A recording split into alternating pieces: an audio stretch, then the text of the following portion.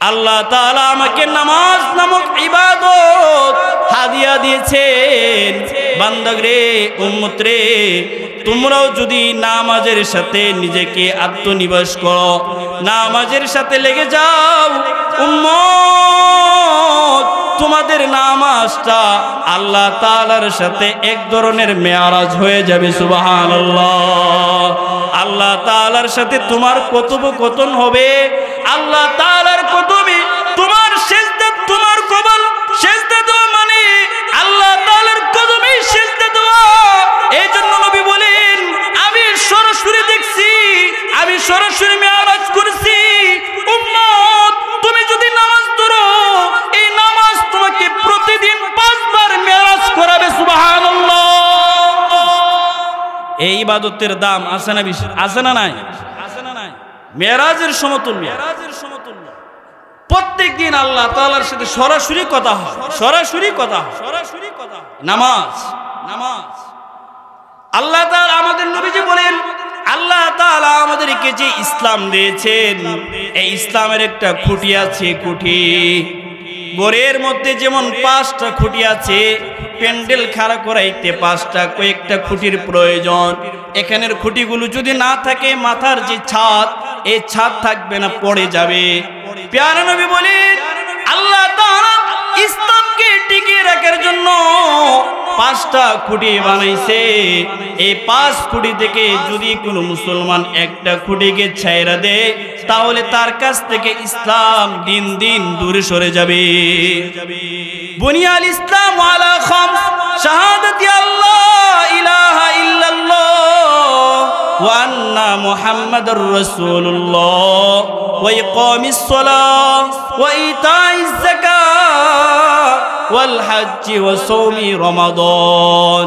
প্যারা নবী বলেন, ঘরের মধ্যে যেমন 5 খুঁটি আছে, ইসলাম নামক এই বিশাল দ্বীনের মধ্যে যে মাহজুরি বরামুদ জানে আলম, যে মাহজুরি বরামুদ জানে আলম, তারহাম ইয়া নবী আল্লাহ, তারহাম, তারহাম ইয়া নবী আল্লাহ, তারহাম বেরু আওয়ার सरज फुर्दी अमानी के रूए दुस्ते सुबह जिंदगानी के रूए दुस्ते सुबह जिंदगानी बेला आखिर रहमतल लिल आलमीनी, बेला आखिर रहमतल लिल आलमीनी, जे महरूमा चरा गाफिल नशीनी ओ, যে মাহরুমা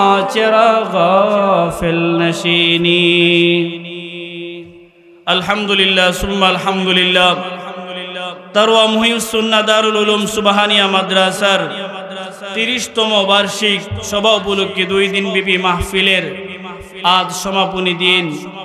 শেষ অধিবেশনে আল্লাহ তাআলা আমাদেরকে যাচাই বাছাই করে কোরআনের নিসবতে, হাদিসের নিসবতে, দাওয়াত ও তাবলীগের নিসবতে, উলামাদের নিসবতে আল্লাহ তাআলা আমাদেরকে আসার বসার তৌফিক দান করেছেন।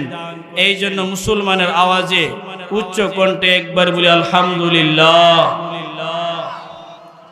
নেক কাজ করতে পেরে মুসলমান খুশি হওয়া উচিত। মাহফিল বা যেখানে দ্বীনের কথা হয়, ইসলামের কথা হয়, কোরআনের কথা হয়, সেই জায়গাগুলো বসলে মুমিনের ঈমান বাড়ে। সুবহানাল্লাহ। এটা আল্লাহ তাআলা কালামুল্লাহর মধ্যে বলেন, ইন্নামাল মুমিনুনা আল্লাযীনা ইযা যুকিরাল্লাহু ওয়াজিলাত কুলুবুহুম ওয়া ইযা তুলিয়াত আলাইহিম আয়াতুহু যাদাতহুম ঈমানা। আল্লাহ তাআলা বলেন, যেথায় কোরআনের কথা হয় সেই জায়গার মধ্যে যারা মুযাকারা করে, কোরআনের কথা শুনে, আল্লাহ তাআলা ওই মানুষদের ঈমানের পাওয়ার বাড়ায় দেন। সুবহানাল্লাহ। এই জন্য আমার ঈমান বাড়ানোর একটা মাধ্যম হলো এই সমস্ত তাফসীরুল কোরআন মাহফিল। অনেকে মনে মনে ভাবতে পারে যে বাইরে রাস্তাঘাটে আছি, মাইকে দেওয়া আছে, ঘরে বসে বসে শুনলাম, আর মাহফিলে আসা লাগবে না। না, মাইক লাগানো হয়েছে মহিলাদের জন্য। আল্লাহ তাআলা আমাদের নবী বলেন, যারা আলেমদের চেহারা নজর করে দেখবে আল্লাহ তাআলা ওই মানুষদের সগীরা গুনাহগুলো মাফ করে দেন। এজন্য আজকে এই যে আলেম ওলামারা ঢাকা থেকে আসতেছেন, বিভিন্ন জায়গা থেকে আসতেছেন, এরা সব সময় আমাদের এলাকায় থাকে না। এজন্য এদেরকে দেখার নিয়তে, আমলের নিয়তে, বাস্তবিক অর্থেই মাহফিল কোরআনের কথাগুলো বাহির থেকে ভালোভাবে বোঝা যায় না। মাহফিলে আসলে কোরআনের সামনে বসলেই আল্লাহ তাআলা সুকিনা নাজিল করেন। সুকিনা নাজিল করার কারণে ওই বরকতে আল্লাহ তাআলা আল্লাহর কোরআনের হেদায়েত আল্লাহর বান্দাদের অন্তরে ঢাইলা দেন। সুবহানাল্লাহ। এই জন্য যারা এদিক সেদিক ঘোরাফেরা করতেছি, মেহেরবানি করে আপনারা মাহফিলে চলে আসুন। আজকে মাহফিল শেষ দিন, আর এই মাহফিল আগামী বছর হবে, এক বছর আর হবে না। আগামী বছর আমরা এই মাহফিল পাবো এমন গ্যারান্টি কেউই দিতে পারি না। এমনও হইতে পারে আমাদের এই বছরের মাহফিল জীবনের শেষ মাহফিল। এই জন্য মাদ্রাসার মাহফিল, এলাকার মাহফিল, এই মাহফিলটা মূলত দ্বীনের একটা খুঁটি। কি বলেন?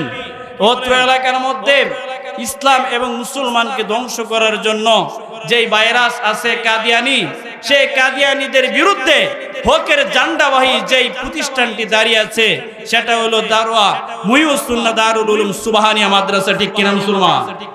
আল্লাহ তাআলা এই মাদ্রাসার উসিলায় ব্রাহ্মণবাড়িয়ার বড় বড় আলেমরা এই দারওয়া গ্রামে পা দিতেছেন, আসতেছেন, আসে এবং অত্র এলাকার যেই সমস্ত ইসলামের বিরুদ্ধে অবস্থান নেওয়া কাদিয়ানীদের বিরুদ্ধে যতগুলো তারা যেভাবে ইসলামকে আক্রমণ করতে চায় পাল্টা জবাব দেওয়ার জন্য আপনাদের এই মাদ্রাসা সামনে দাঁড়ায় যায়। ঠিক কিনা বলেন? এই জন্য এই মাদ্রাসাকে দিন দিন তারাক্কি হোক, উন্নতি হোক, দিন দিন এই মাদ্রাসার সামনে বাড়ুক, আমরা সবাই চাই তো ইনশাআল্লাহ। আল্লাহ তাআলা আমাদের এই মাদ্রাসাকে কবুল করুক, সকলে বলি আমিন।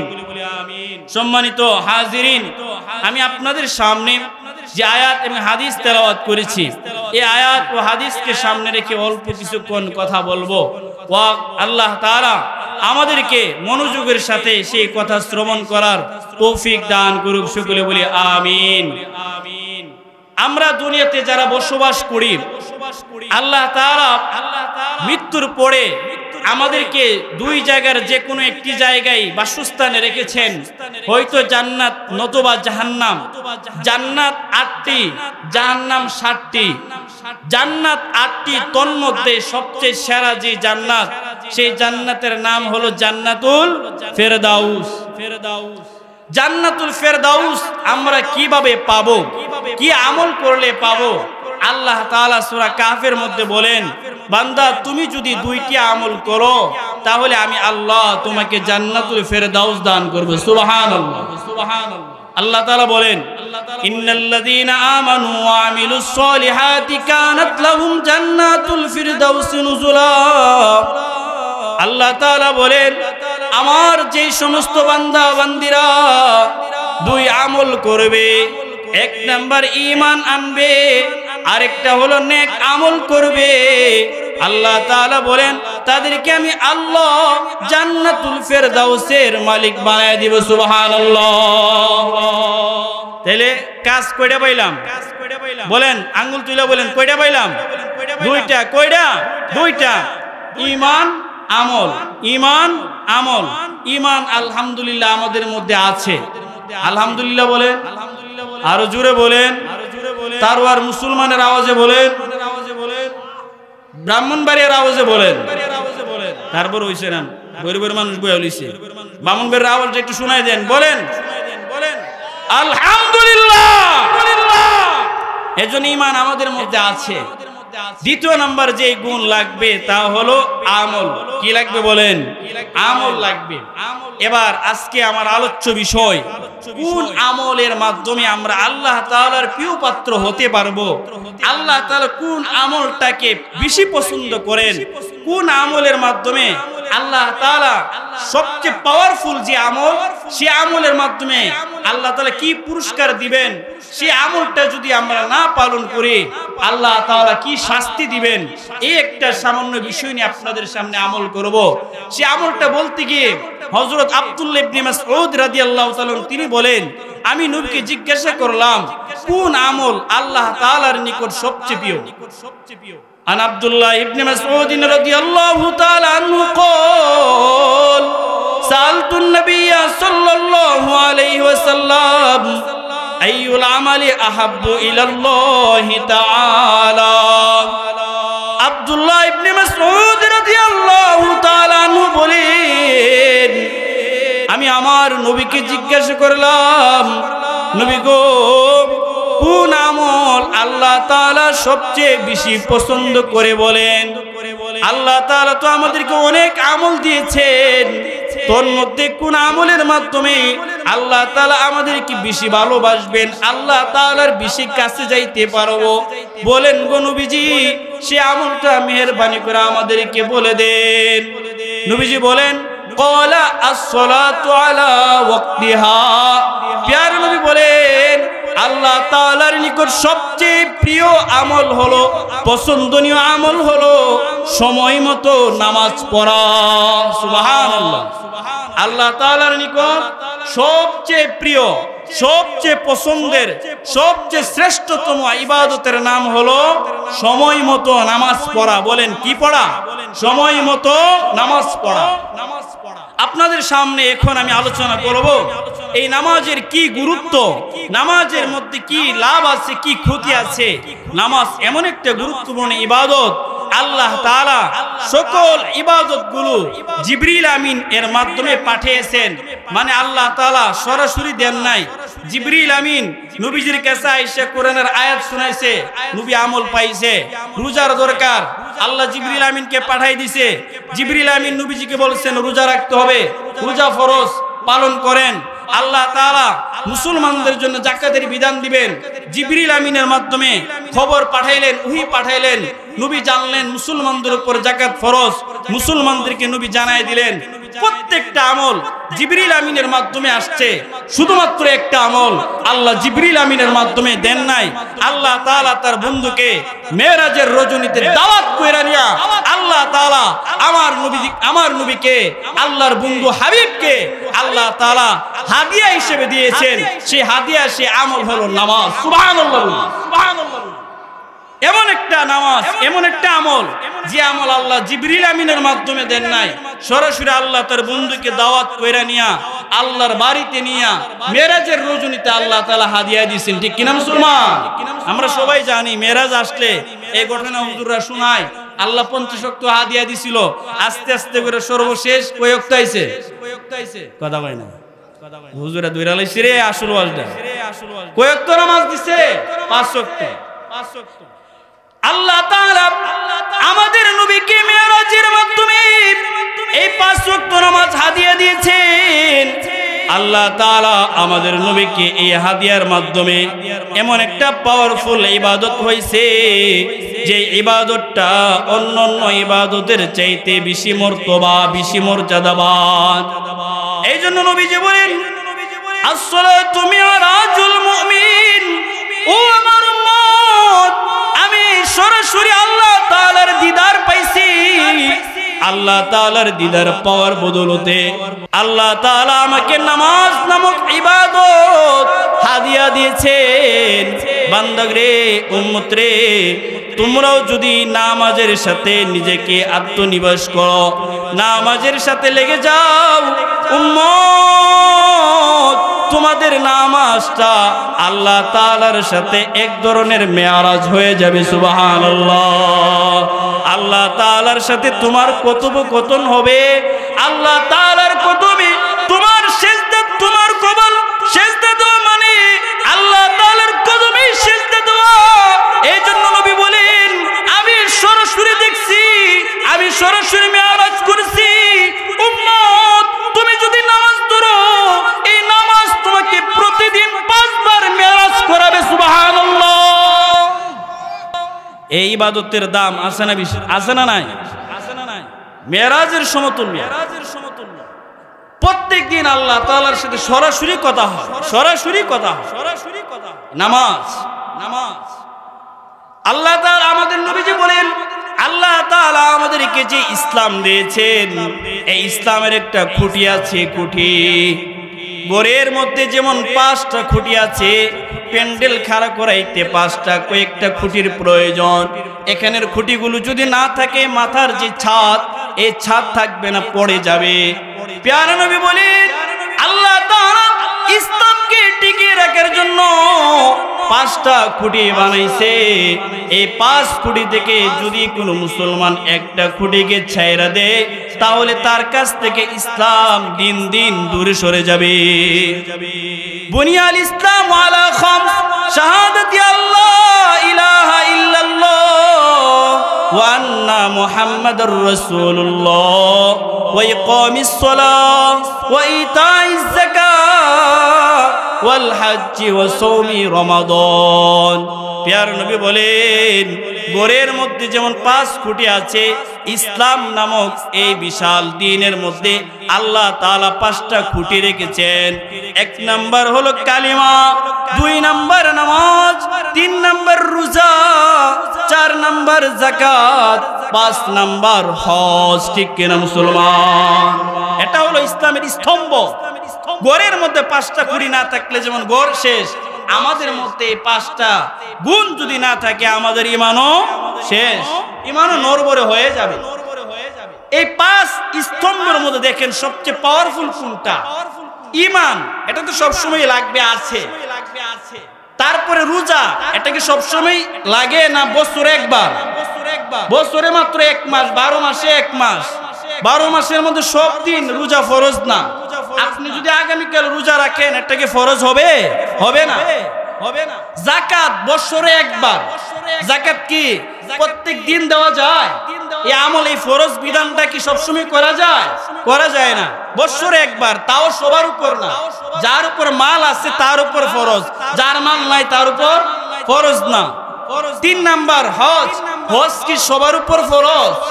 যাদের অর্থ সম্পদ আছে, অর্থগুড়ি আছে, তারা যেতে পারবে। তাও আবার জীবনে একবার। কেউ যদি একবার হজ আদায় করে ফেলে, তাহলে তার আর ফরজ থাকে না। পরবর্তী যত হজ করবে সবগুলো নফল হিসাবে বিবেচিত হবে। তাহলে তার জন্য কেমন যেন জীবনে একবার হজ করা ফরজ। ঠিক কিনা বলেন? তাহলে এই পাঁচ আমলের মধ্যে চারটা আমলই সময় সাপেক্ষ, সবার উপর ফরজ না, সবার জন্য আবশ্যক না। কিন্তু এই পাঁচটা খুঁটির মধ্যে একটা ইবাদত আছে, তার নাম নামাজ। এই নামাজ প্রত্যেক দিন প্রত্যেকটা নরনারী মুসলমানদের জন্য ফরজ। ঠিক কিনা মুসলমান? এমনকি মানুষটা যদি অসুস্থ হয়, তারপরে নামাজ মাফ নাই, বৈশা দাঁড়ায় পড়তে পারে না, মাফ নাই, বৈশা পড়ো। বৈশাও পড়তে পারো না, মাফ নাই, শুয়া পড়ো। শুয়া পড়তে পারো না, মাফ নাই, ইশারা দিয়া পড়ো। তারপরে নামাজ ছাড়া যাবে না। বলতে পারেন সব কাপড় নাই, সব কাপড় নাপাক, কোন ধরনের কাপড় নাই। রাসূল বলেন তারপর উলঙ্গ হয়ে নামাজ পড়তে হবে, তারপরে নামাজ ছাড়া যাবে না। তাহলে নামাজের গুরুত্ব আছে না নাই? কেমন গুরুত্ব? পাঁচ খুঁটির মধ্যে চার খুঁটি আমাদের মধ্যে মাঝে মধ্যে আসে, সব সময় আসে না, সবার উপর ধরে না। কিন্তু নামাজ এমন একটা ইবাদত, যে ইবাদতটা সব সময় আমাদের সামনে আসে, নরনারী সবার উপর ফরজ হয়, সবাই এটাকে ধরতে পারে। এই জন্য আল্লাহ তাআলা বলেন ওয়াসজুদ ওয়াকতারিব, বান্দা তুমি যদি নামাজ পড়ো, নামাজের মাধ্যমে তুমি সরাসরি আমি আল্লাহর কাছে চলে আসবে। সুবহানাল্লাহ বলুন, সুবহানাল্লাহ বলুন। নামাজ শুধু আমরা যে পড়ি তা না, আল্লাহর দরবারে নামাজ এমন একটা গুরুত্বপূর্ণ ইবাদত। রাসূল বলেন যে প্রত্যেকটা জীব জন্তু, প্রত্যেকটা আল্লাহর যত মাখলুক আছে সবাই নামাজ পড়ে। সুবহানাল্লাহ। শাহ আব্দুল আজিজ রাহমাতুল্লাহ আলাইহি তিনি বলেন, আল্লাহ তাআলার কিছু ফেরেশতাদেরকে বানাইছে যারা সব সময় কিয়াম অবস্থায় আছে, কিছু ফেরেশতা আছে সব সময় রুকু অবস্থায় আছে, কিছু ফেরেশতা আছে সব সময় সিজদা অবস্থায় আছে, কিয়ামত পর্যন্ত থাকবে। তিনি আলো বলেন যত গাছপালা আছে, আপনাদের এলাকায় আসেনি? গাছ আসেনি? এই গাছগুলো আব্দুল আজিজ মুহাদ্দিস দেহলভী রাহমাতুল্লাহ আলাইহি বলেন গাছগুলো দাঁড়ায় দাঁড়ায় মূলত কিয়াম করে। সুবহানাল্লাহ বলবেন না? এই যে গরু, ছাগল, মহিষ, এগুলো রুকু অবস্থায় এগুলো যেভাবে দাঁড়ায় থাকে, মূলত তারা দাঁড়ায় থাকে না, তারা সব সময় রুকু দিতে থাকে। সুবহানাল্লাহ। সাপ, পিঁপড়া, তারপরে এবং ছোট ছোট প্রাণী যারা আল্লাহর দরবারে সিজদা দিতে থাকে। সুবহানাল্লাহ। আব্দুল আজিজ মুহাদ্দিস দেহলভী রাহমাতুল্লাহ আলাইহি বলেন দুনিয়ার যত পাহাড় আছে, পাহাড় এরা গাইরা বৈশা আছে, আমরা দেখি বৈশা আছে, মূলত না, তারা তাশাহুদের মতো বৈশা আছে। সুবহানাল্লাহ। এজন্য রাসূল বলেন কদ আলিমা কুল্লু সালাতুহু ওয়া তাসবিহুহু। প্যারা নবী বলেন আল্লাহ তাআলা শুধু মানুষদের জন্য নামাজ দিয়েছেন তা নয়, বরং আল্লাহ তাআলার যতগুলো মাখলুক আছে, যতগুলো সৃষ্টিজীব আছে, সকল সৃষ্টিজীব নামাজের মধ্যে থাকে। সুবহানাল্লাহ। এই জন্য নামাজের গুরুত্ব আছে না নাই? কথা বলেন আছে না নাই? এবার শুনেন আল্লাহ তাআলা কি বলেন নামাজের গুরুত্বের ব্যাপারে। আল্লাহ তাআলা বলেন যদি আমার বান্দা তুমি যদি সত্যি সত্যি মুমিন হতে চাও তাহলে তোমাকে নামাজ লাগবে। কি লাগবে? নামাজ লাগবে। আল্লাহ তাআলা বলেন ইন্নামাল মুমিনুনা আল্লাযীনা ইযা যুকিরাল্লাহু ওয়াজিলাত কুলুবুহুম ওয়া ইযা তুলিয়াত আলাইহিম আয়াতুহু যাদাতুহুম ঈমানা ওয়া আলা রাব্বিহিম ইয়াতাওয়াক্কালুন আল্লাযীনা ইউকিমুনাস সালাহ। আল্লাহ তাআলা সূরা আনফালের মধ্যে বলেন যদি সত্যি সত্যি মুমিন হতে চাও তাহলে তোমাকে অবশ্যই নামাজের গুণ লাগবে। সুবহানাল্লাহ। নামাজ ছাড়া মুমিন হতে পারবে না। এজন্য আল্লাহ তাআলা আরেক আয়াতে বলেন কদ আফলাহাল মুমিনুন আল্লাযীনা হুম ফি সালাতিহিম খাশিউন। আল্লাহ তাআলা বলেন ওই মুমিনগুলো মূলত সফল কাম যারা নিজেদের জীবনে নামাজকে আঁকড়ে ধরেছেন। সুবহানাল্লাহ।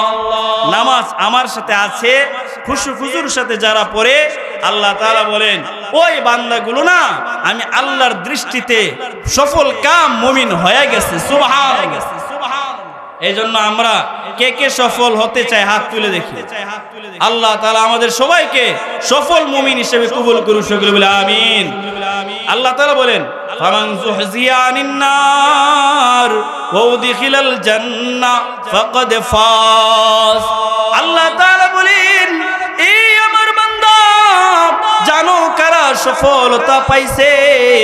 সফলতা তারাই পাবে, সফল ব্যক্তি তারাই হবে যাদের ঠিকানা হয়ে যাবে জান্নাত। সুবহানাল্লাহ। নামাজ পড়লে সফলতা পাওয়া যায়, আর এই সফলতার মাধ্যমে আমার ঠিকানা হয়ে যাবে জান্নাত। সুবহানাল্লাহ। এজন্য নবী বলেন যারা নামাজ ছেড়ে দেয় সেজন্য দিন ইসলামটাকে ছেড়ে দেয়। আসসালাতু ইমাদুদ্দিন। প্যারা নবী বলেন নামাজ হলো ইসলামের দ্বীনের একটা খুঁটি। মান আকামাহা ফাকাদ আকামাদ্দীন। যে নামাজকে ধরলো সে কেমন যেন নিজের মধ্যে দ্বীন ঠিক রাখলো। মান আকামাহা ফাকাদ আকামাদ্দীন ওয়া মান হাদামাহা ফাকাদ হাদামাদ্দীন। প্যারা নবী বলেন যারা নিজের জীবনের মধ্যে নামাজ ছাইরা দিল সে কেমন যেন নিজের মধ্যে ইসলামটাকে দূরে সরাইয়া দিল। আমার মধ্যে নামাজ আছে মানে আমার মধ্যে ইসলাম আছে, মুসলমানিত্ব আছে। আমার মধ্যে নামাজ নাই মানে হলো আমার মধ্যে ইসলাম নাই, আমার মধ্যে মুসলমানি দায়িত্ব নাই। ঠিক কিনা মুসলমান? এজন্য নবী বলেন মান তারাকা সালাতা মুতাআম্মিদান, মান তারাকা সালাতা মুতাআম্মিদান, যে ব্যক্তি ইচ্ছাকৃতভাবে নামাজ ছেড়ে দিল ফাকাদ কাফারা, সে কেমন যেন কুফরি করলো। নাউজুবিল্লাহ বলি। নবীজি কি বলেন?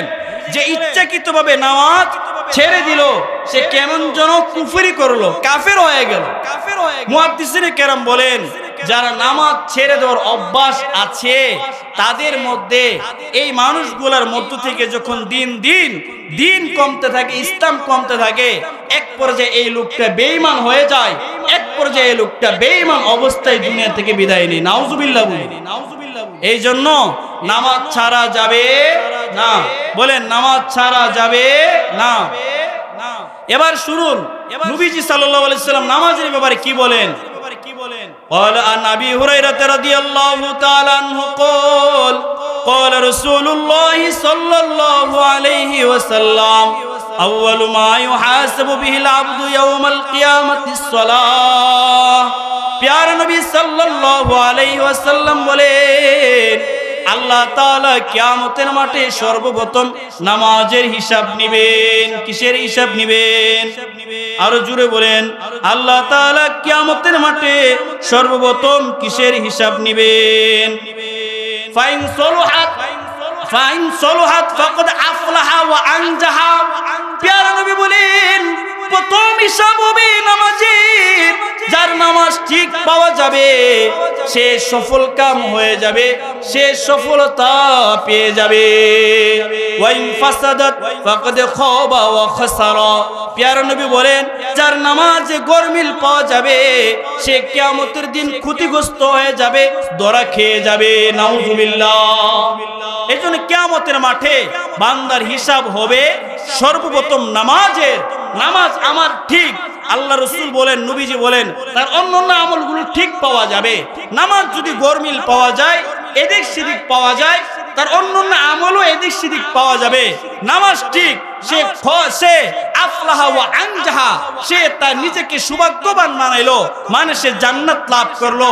আর যে নামাজের মধ্যে গরমিল পাওয়া যাবে, খাবা ওয়া খাসারা, নিজেকে ক্ষতিগ্রস্ত বানাবে, তার ঠিকানা হয়ে যাবে জাহান্নাম। নাউজুবিল্লাহ। প্যারা নবী আরো বলেন, প্যারা নবী সাল্লাল্লাহু আলাইহি ওয়াসাল্লাম, আমি আগে বলেছি আল্লাহ তাআলার কাছে সবচেয়ে পছন্দনীয় আমল হলো নামাজ। এই জন্য নবীজি নামাজ কেমন ভাবে পড়তেন রে ভাই? আন মুগীরা ইবনে শুবা রাদিয়াল্লাহু তাআলা আনহু قال সাল্লান নবী সাল্লাল্লাহু আলাইহি ওয়াসাল্লাম হাত্তা ইনতাফাখাত কদামাহু।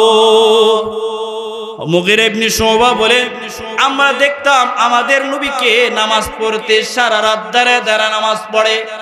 নামাজ এত সুন্দরভাবে পড়ে, এত দীর্ঘ সময় ধরে নামাজ পড়ে, হাত্তা ইনতাফাখাত কদামাহু, আমরা দেখতাম আমাদের নবীজির পা গুলো ফুইলা যাইতো। নবী সাল্লাল্লাহু আলাইহি ওয়াসাল্লাম নামাজকে এত গুরুত্বপূর্ণ ইবাদত মনে করতেন। আল্লাহ তাআলার প্রিয় আমল হওয়ার কারণে এমন ভাবে নামাজ পড়তেন। নবীজির সাহাবী বর্ণনা করতেছেন, ও দুনিয়ার মুসলমানেরা শুনো, আমার নবী যখন নামাজ পড়তেন, নামাজে দাঁড়াইয়া থাকতে থাকতে নবীজির পা মুবারক গুলো ফুলে যাইতেন। ফাকিলা ইয়া রাসূলুল্লাহ, সাহাবায়ে কেরাম নবীকে বলে, গো নবীজি, আতাকাল্লাফু হাযা ওয়া কাদ গুফিরা লাহু মা তাকদ্দামা মিন যামবিকা ওয়া মা তাআখার। নবী গো, আপনি এত কষ্ট করে কেন নামাজ পড়তেছেন, অথচ আল্লাহ তাআলা তো আপনার আগে পরের সমস্ত গুনাহ মাফ করে দিয়েছে। আমাদের নবীজির কোনো গুনাহ ছিল? কথা কই না, আপনাদের আওয়াজ মনে হইতেছে আছে, মনে হয় আমাদের নবীজির কোনো গুনাহ আছেন? আল্লাহ তাআলা বলেন, নবীজি আপনার কোনো গুনাহ নাই, তারপরও আপনার আগে পরের কোনো গুনাহ হয়ে গেলেও আল্লাহ তাআলা তার বন্ধুকে ক্ষমার ঘোষণা করেছেন। সুবহানাল্লাহ। সাহাবায়ে কেরাম নবীজির এই অবস্থা দেখা পা ফুইলা যাইতো। নবীজির এই কষ্ট দেখা সাহাবায়ে কেরাম বলতেন, ওগো নবীজি, আপনি এত কষ্ট করেন কি জন্য? আপনার তো কোনো গুনাহ নাই, আপনার গুনাহ হয়ে গেল আল্লাহ মাফ করে দিবেন। আল্লাহ তো ঘোষণা দিবেন আপনার আগে পরের গুনাহ মাফ, তারপরেও কেন আপনি এত কষ্ট করে নামাজ পড়েন? নবীজি বলেন, আফালা আকুনা আবদান শাকুরা। ও আমার উম্মত, ও আমার সাহাবীরা, আল্লাহ তাআলা যে আমাকে মাফ করে দিয়েছে, আল্লাহ তাআলা যে আল্লাহর বন্ধু হিসেবে আমাকে গ্রহণ করেছে, আমি কি শুকরানা হিসাবে নামাজ পড়ব না? সুবহানাল্লাহ। নবীজির কোনো গুনাহ নাই, তারপরে নবীজি নামাজ পড়তে পড়তে পা ফাটায় ফেলে বুঝাইছে, বান্দা উম্মত, আমি নবী হইয়া আমার কোনো গুনাহ নাই, আমি নামাজ পড়তে পড়তে পা ফাটায় ফেলি, ফুলায় ফেলি, বান্দা উম্মত তোর গুনাহর অভাব নাই, তুমি কেন মসজিদে আসো না? ঠিক কিনা বলেন? এটা এই জন্যই নবীজি গুনাহ নাই এভাবে নামাজ পড়ছেন। আর আমাদের গুনাহর অভাব নাই, মসজিদে আমরাও নাই, গুনাহর অভাবও নাই, আবার মসজিদও নাই। মসজিদে বুঝা পাওয়া যায় না, ভাইয়ারা আমার, এই জন্য নবীজির অনুসরণ করতে হলে আমাদেরকে নামাজ পড়তে হবে। আশিক রাসূল হতে হলে আমাদেরকে নামাজ পড়তে হবে, ঠিক কিনা মুসলমান? নবীজির একটাই সবচেয়ে বড় যে আমল নামাজ, এই নামাজের জন্য নবীজির বড় কষ্ট ছিল, বড় আক্ষেপ ছিল, হাই আমার উম্মত যদি নামাজ ধরে ফেলতো। এই জন্য সাহাবায়ে কেরাম হযরত আলী কাররামাল্লাহু ওয়াজহুকে প্রশ্ন করলেন, ও আমাদের সাহাবী আলী, নবীজির জামাতা, নবীজির জীবনের শেষ মুহূর্তে আপনারা গড়েছিলেন, আমরা সাহাবীরা, অন্যান্য সাহাবীরা নবীজির শেষ মুহূর্তে থাকতে পারি নাই। ও আলী রাদিয়াল্লাহু তাআলা আনহু বলেন না, নবীজির জীবনের শেষ কথাগুলো কি ছিল? আবু দাউদ শরীফের 5156 নম্বর হাদিস, হযরত আলী রাদিয়াল্লাহু তাআলা বলেন, আন আলী রাদিয়াল্লাহু তাআলা আনহু قال كان آخر كلام رسول الله صلى الله عليه وسلم হযরত আলী রাদিয়াল্লাহু তাআলা আনহু বলেন, নবী সাল্লাল্লাহু আলাইহি ওয়াসাল্লামের জীবনের শেষ কথাগুলো ছিল আসসালাহ, আসসালাহ, উম্মত নামাজ পড়, নামাজকে ধরো, নামাজ পড়ো, নামাজকে ধরো, সুবহানাল্লাহ। নবীজির শেষ কথা কি ছিল? নামাজ পড়ো, নামাজ ধরো। বলেন, নামাজ পড়ো, নামাজ ধরো। জুড়ে বলেন, নবীর শেষ কথা ছিল নামাজ পড়ো, নামাজ ধরো, নামাজ পড়ো, নামাজ ধরো। আমরা পড়বো, নামাজ ধরবো। বলেন, আমরা নামাজ পড়বো, আমরা নামাজ ধরবো। পারবো তো ইনশাআল্লাহ? চায়ের কাপ দূরি, ইয়াবা দূরি, বিড়ি দূরি, কত কিছু দূরি, তারপর আমরা নামাজটা ধরতে পারি না। আমাদের মতো মুসলমান থাকার চেয়ে না থাকাই ভালো, ঠিক কিনা বলে? আজকের সমাজের মুসলমানের অভাব নাই। মুসলমানের পরিচয় কেমনে জানেন? তুমি কি মুসলমান? কহ পরিচয় কি? আমি গরু খাই। তুমি কি? আমি হিন্দু। পরিচয় কি? আমি গরু খাই না। আমরা বর্তমান মুসলমান হইলাম খাওয়া খাওয়াই লইয়া, ঠিক কিনা কম? গরু খাই মুসলমান, গরু খাও না হিন্দু। অথচ মুসলমানি দায়িত্ব নবীজি কি বলেন? তুমি যদি নামাজ পড়ো তোমার মধ্যে মুসলমানি দায়িত্ব পাওয়া যাবে। তুমি যদি বান্দা নামাজ ছাইরা দাও তাহলে তোমার মধ্যে মুসলমানি দায়িত্ব নাই, ঠিক কিনা বলেন? এবার আসি, নামাজ যদি আমরা না পড়ি আল্লাহ তাআলা আমাদেরকে কি শাস্তি দিবেন জানা দরকার আছে না নাই? আল্লাহ তাআলা সূরা মুদ্দাসসিরের 40 নম্বর আয়াত থেকে ধারাবাহিকভাবে বর্ণনা করেন। আল্লাহ তাআলা বলেন, জান্নাতীরা যখন জান্নাতে যাবে, জাহান্নামীরা যখন জাহান্নামে যাবে, যাওয়ার পরে দেখবে কিরে, আমরা দিছিলাম 5 ভাই, 3 ভাই জান্নাতে আইলাম, 2 ভাই কইরে, 2 ভাইয়ের খুঁজা পাইবো না জান্নাতের মাঠে। কেন? জান্নাতের মাঠে আমরা যারা এভাবে বসছি সবাই একে অপরের সাথে সাক্ষাৎ হবে, মা বাবার সাথে সাক্ষাৎ হবে, ভাই ভাইয়ের সাথে সাক্ষাৎ হবে, স্বামী স্ত্রীর সাথে সাক্ষাৎ হবে। যদি তারা জান্নাতবাসী হয় তো দেখবে কিরে, আমরা তো ছিলাম এক মায়ের পেটের 5 ভাই, 3 ভাই দিয়ে আইলাম, 2 ভাই দিয়ে আইলাম, বাকি 2 ভাই কই? খুঁজবো কিরে? আমরা 3 পার্টনার মিলে ব্যবসা করতাম, আমরা 2 জন দিয়ে আইলাম, আরেকজন কই? খুঁজবে। খুঁজা দেখবে জান্নাতের কোথাও নাই। তখন তারা জাহান্নামের দারোগা যে তাকে জিজ্ঞাসা করবে যে আমরা 5 ভাই ছিলাম, 2 ভাই দিয়ে এখানে পাইতেছি না, তারা কি আপনাদের এখানে গ্রেফতার হইছে নাকি? তখন নাম ঠিকানা বলার পরে জাহান্নামের ফেরেশতারা বলবে, হ এরা গ্রেফতার হইছে, এখানেই আছে। দুনিয়ার জেলখানার মধ্যে যেমন জেলে ঢুকার পরে স্বজনরা দেখা করতে পারে, আড়াল থেকে 2 পাশে দেখা করতে পারে না, দেখা কইরা কিছুক্ষণ কথা বলতে পারে, কি কারণে জেলে ঢুকলো, জেল থেকে বাইর হওয়ার উপায় কি, এই সমস্ত বিষয়ে একটা আলাপ আলোচনা আত্মীয় স্বজন করে কি করে না? করে।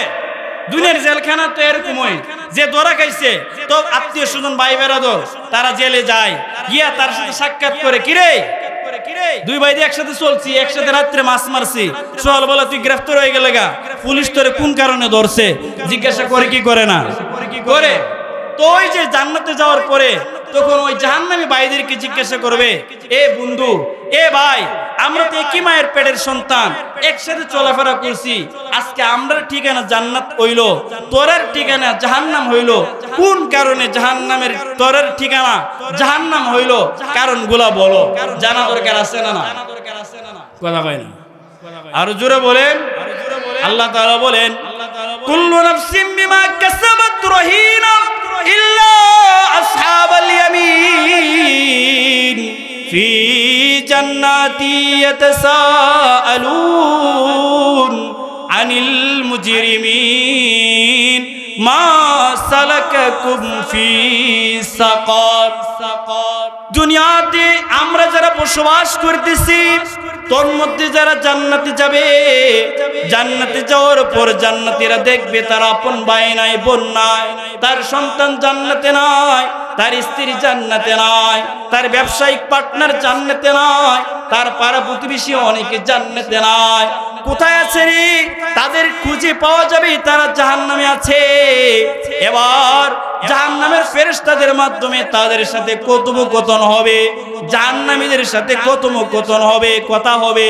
জান্নাতীরা জাহান্নামীদেরকে দেখেই প্রথম প্রশ্ন করবে মা সালাকাকুম ফি সাকার, ও ভাই তোমরা তো আমাদের সাথে একসাথে দুনিয়ায় চলাফেরা করতা, একসাথে উঠা বসা করতা, আমরা তো এক করে খাবার খাইতাম, এক এলাকায় চলাফেরা করতাম, আজকে আমরা জান্নাতে আসলাম, তোমরা জাহান্নামে গেলা, কোন কারণে জাহান্নামে গেলা বলো? জাহান্নামীরা এবার কষ্টের সাথে আফসোসের সাথে বলবে ক্বালু লাম নাকু মিনাল মুসাল্লিন।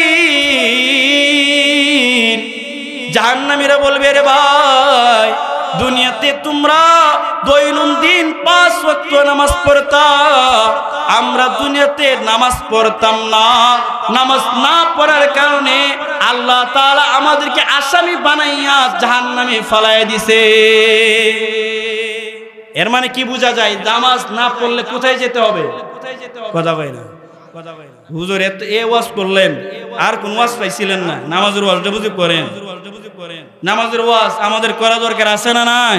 আজকে মুসলমান সমাজে নিজেদেরকে মুসলমান বলি, মাশাআল্লাহ মসজিদ খুব সুন্দর, টাইসে ভরা, মসজিদে এসির কোনো অভাব নাই, মাশাআল্লাহ সবকিছু 100 কিন্তু মুসল্লি নাই, আছে না নাই? আবার শাস্ত্রগুলোতে যেখানে 2টের চা 5টের চা পাওয়া যায় সেখানে মাশাআল্লাহ মানুষের হুজুর আমরা তো নেবো, আমরা পেলাইতেছি বইন বা উড়েন কোন মসজিদের তুলনায় বর্তমান বাজারগুলোতে মানুষ কম না বেশি? কম।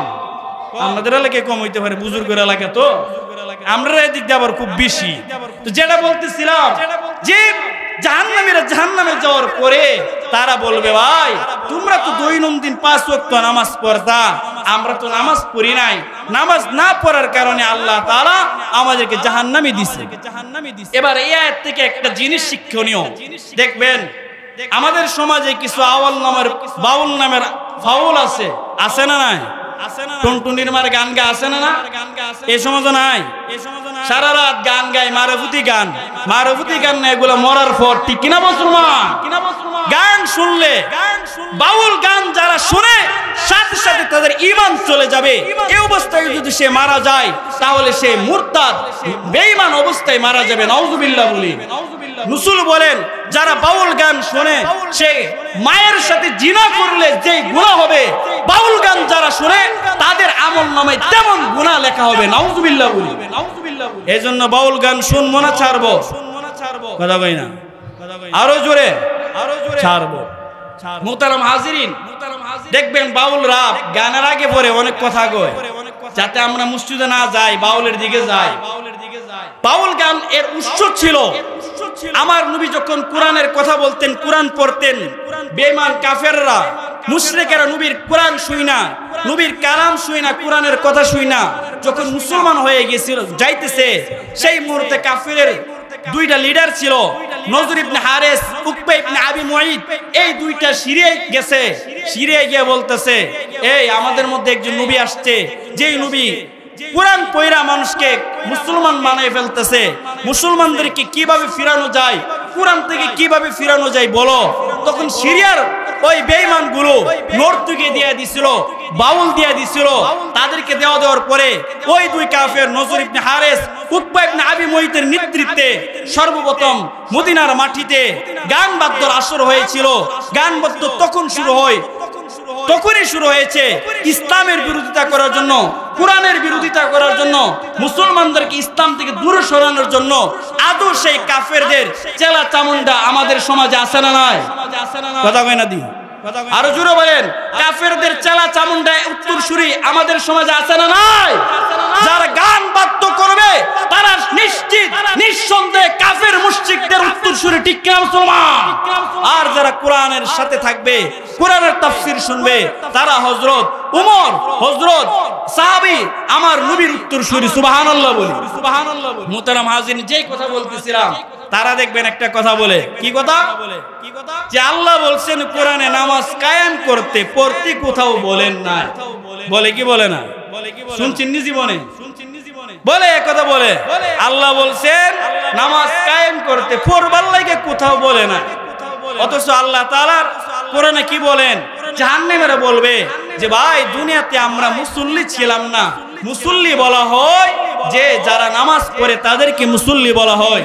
এজন্য জাহান্নামে গিয়া নিজেদের প্রথম দোষ স্বীকার করবে, আমরা দুনিয়াতে মুসল্লি ছিলাম না। সুবহানাল্লাহ বলুন, সুবহানাল্লাহ বলুন। এর দ্বারা ওই বাউলদের উত্তর দেওয়া হয়েছে। আল্লাহ তাআলা জানতেন 1400 বছর পরে কিছু বাউল নামের ফাউল আসবে, যারা আইসা সমাজে কথা বুঝাবে মানুষদেরকে, সরল মনা মানুষদেরকে, নামাজ পড়তে হবে না, নামাজ কায়েম করতে হবে। আর আল্লাহ তাআলা কোরআনে বলেন, বান্দা তুমি যদি নামাজ না পড়ো, মুসল্লি যদি না সাজো, তোমার ঠিকানা হবে জাহান্নাম। নাউজুবিল্লাহ। মুহতারাম হাজিরিন, এই জন্য নামাজ পড়বো না ছাড়বো? পড়বো। নামাজ যদি ছেড়ে দিই কি হবে? قال رسول الله صلى الله عليه وسلم عن عبد الله بن عمرو بن العاص رضي الله تعالى عنه قال ذكر الصلاة يوما ذكر النبي صلى الله عليه وسلم يوما। প্যারা নবী সাল্লাল্লাহু আলাইহি সাল্লাম এক মজলিস বসলেন, মজলিসের মধ্যে নামাজের কথা হইতেছে।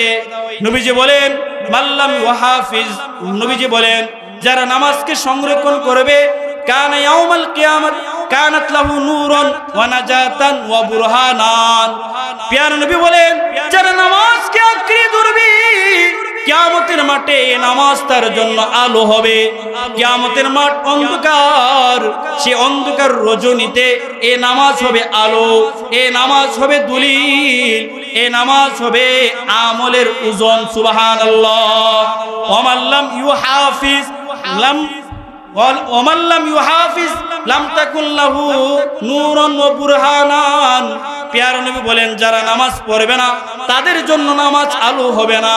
ওয়া কানা ইয়াউমাল কিয়ামাতি মা করুন ওয়া হামান ওয়া ফিরাউন ওয়া উবাই ইবনে খাল।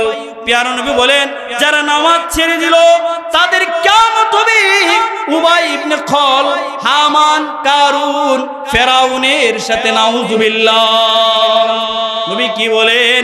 যারা নামাজ পড়বে না, নামাজকে ছেড়ে দিবে, তাদের হাসর হবে ফেরাউনের সাথে। বলেন তো ফেরাউন জান্নাতি না জাহান্নামী? আরো জোরে বলেন, ফেরাউন জান্নাতি না জাহান্নামী? মানে হলো ফেরাউন জাহান্নামী, হামান জাহান্নামী, কারুন জাহান্নামী। নামাজ যারা পড়বে না, ফেরাউন যেমন জাহান্নামী, ওই বেনামাজি ব্যক্তি সেও জাহান্নামে চলে যাবে। হামান যেমন জাহান্নামী, বেনামাজি ব্যক্তিও জাহান্নামে যাবে। ফেরাউন যেমন জাহান্নামী, বেনামাজি ব্যক্তিও জাহান্নামে যাবে। কারুন যেমন জাহান্নামী, বেনামাজি ব্যক্তিও জাহান্নামে যাবে। নাউজুবিল্লাহ। এই জন্য নামাজ পড়বো না ছাড়বো? নবীজি বলেন ফালা সাদ্দাকা ওয়ালা সাল্লা। দুনিয়াতে কিছু মানুষ আছে, আল্লাহ তাআলা কোরআনের মধ্যে বলেন ফালা সাদ্দাকা ওয়ালা সাল্লা। দুনিয়াতে কিছু মানুষ আছে যারা আল্লাহ তাআলাকে স্বীকার করে না এবং তারা নামাজ পড়ে না। প্যারা নবী সাল্লাল্লাহু আলাইহি ওয়াসাল্লাম বলেন ফালা সাদ্দাকা ওয়ালা সাল্লা ওয়ালাকিন কাযাবা ওয়া তাওয়াল্লা। কিছু মানুষ আছে এরা আল্লাহকে মানে না, নামাজ পড়ে না, নামাজ তো পড়ে না, নামাজ তো পড়েই না, তারপরে তারা আবার আল্লাহকে অস্বীকার করে, নামাজকে অস্বীকার করে।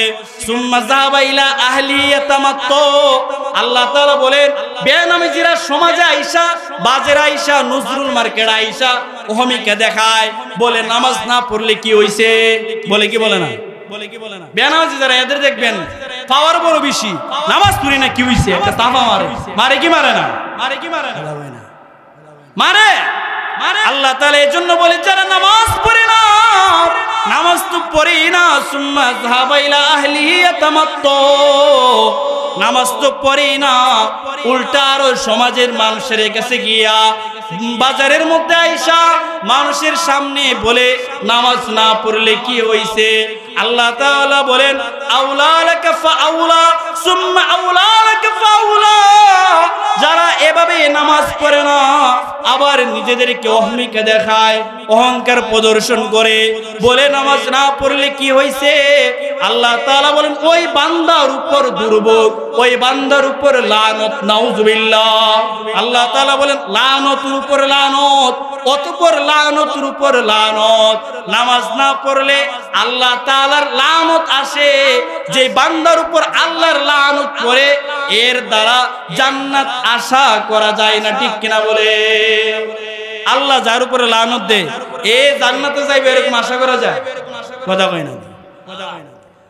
বলতে পারেন হুজুর আল্লাহ দি কইলো বান্দা তুই আশা ছাড়িস না, যত আকাম কুকাম করে, আকাম কুকাম করার পরে, নামাজ না পড়ার পরে এবারে মনে মনে ভাবে যাক আল্লাহ দয়া করবো, এমন মন মানসিকতা আমাদের মধ্যে আসে না না, মুহতারাম হাজিরিন। বিষয়টা হইল আপনাকে একজন মালিক কাজ করতে নিছেন, আমরা কামলা আনি না কাজ করানোর জন্য, সারাদিন কাজ করাইলাম, করানোর পরে এবার সন্ধ্যাবেলা শ্রমিক বা কামলা ভাবতে পারে যাক মালিক যেই টাকা দেওয়ার কথা বলছে 500 টাকা দিতেও পারে, নাও দিতে পারে। কাজ করার পরে সে আশা করতে পারে মালিক 500 টাকা দিব। আর যদি কাজ না কইরা সারাদিন এই খেতের লাইলে বিড়ি টানছে, মানে সিগারেট টানছে, সারাদিন খেতের লাইলে আসছে, পাওয়ার উপরে পা উঠায়া, লুঙ্গিটা একটু উপরে উঠায়া হাড়ি আর গল্প মারে আর ফাফর মারে, মালিক আমার অনেক বড় দয়াশীল, মালিকের কাজ করি না কি হইছে, বিকেলবেলা 500 নিশ্চিত, কি বলেন দিবেন তো আপনারা, কথা বলেন না। আপনি যদি বিকেলবেলা কাজ যে করছেন এর যদি টাকা না দেন, আপনি কি মনে করেন আল্লাহ তাআলা দিয়ে দিব? কাজ করার পরে আশা করতে পারেন আল্লাহ দিতেও পারে, নাও দিতে পারে, ঠিক কিনা বলেন? দিতেও পারে, নাও দিতে পারে। কাজ না কইরা, নামাজ না পড়া আপনি যদি আশা করেন, তাহলে আল্লাহ তাআলা আপনার এই আশা পূরণ করবে না। সময় কম, আর 10 মিনিট আমাকে অল্প সময় দিছে। এখন আমি আপনাদের সামনে নামাজ পড়লে কি লাভ, কি উপকার পাওয়া যায় সেই কথাটুকু বলে ইনশাআল্লাহ শেষ করব। হাদিসের মধ্যে বলেন قال رسول الله صلى الله عليه وسلم من حافظ على الصلاة أكرمه الله تعالى بخمس خصال। প্যারা নবী সাল্লাল্লাহু আলাইহি ওয়াসাল্লাম বলেন আমার যে উম্মত 5 ওয়াক্ত নামাজ পড়বে আল্লাহ তাআলা ওই উম্মতদেরকে 5টা পুরস্কার দিবেন, সুবহানাল্লাহ। ইয়ারফাউ আনহু দীকুল আইশি ওয়া আযাবাল কবরি। আল্লাহ তাআলা বলেন প্রথম নাম্বার পুরস্কার ওই বান্দাদের দুনিয়াতে যে রিজিকের সমস্যা আছে এই রিজিকের সমস্যাগুলো দূর করে দিবেন, সুবহানাল্লাহ। 1 নাম্বার পুরস্কার নামাজ পড়লে দুনিয়ায় পাবো, তা হলো আল্লাহ তাআলা রিজিকের পেরেশানি দূর করে দিবেন, দূর করে। অনেক টাকার মালিক মাগার পেরেশানি শেষ নাই, আছে না না? আবার টাকাও নাই, পেরেশানিও বেশি, আছে না না? আছে। আল্লাহ তাআলা বলেন বান্দা তুমি যদি নামাজ পড়ার মতো পড়তে পারো, খুশু খুজুর সাথে নামাজ পড়ো, আমি আল্লাহ দুনিয়াতে তোমাকে রিজিকের যে পেরেশানি আছে সেই পেরেশানি দূর করে দিব, সুবহানাল্লাহ বলি, সুবহানাল্লাহ। 1 নাম্বার ইয়ারফাউ আনহু দীকুল আইশি ওয়া আযাবাল কবরি। প্যারা নবী সাল্লাল্লাহু আলাইহি ওয়াসাল্লাম বলেন 2 নম্বর পুরস্কার হলো কবরের আযাব maaf করে দিবে, সুবহানাল্লাহ। নামাজ পড়বো কবরের আযাব maaf হয়ে যাবে। নবীজি আরেক হাদিসে বলেন আল কবরু রাউযাতুম মিন রিয়াজিল জান্নাহ আও হুফরাতুম মিন হুফারিন নার। বান্দা কোন বান্দার কবর হবে জান্নাতের একটা ফুলের বাগান, আর কোন মানুষের কবর হবে জাহান্নামের গর্ত। নাউজুবিল্লাহ। এজন্য আমাদের কবরটা জান্নাতের টুকরা হোক, আমরা চাই কি চাই না? এক হাদিসে নবীজি বলেন, মাইয়িতকে যখন কবরে রাখা হয়, কবরে রাখলে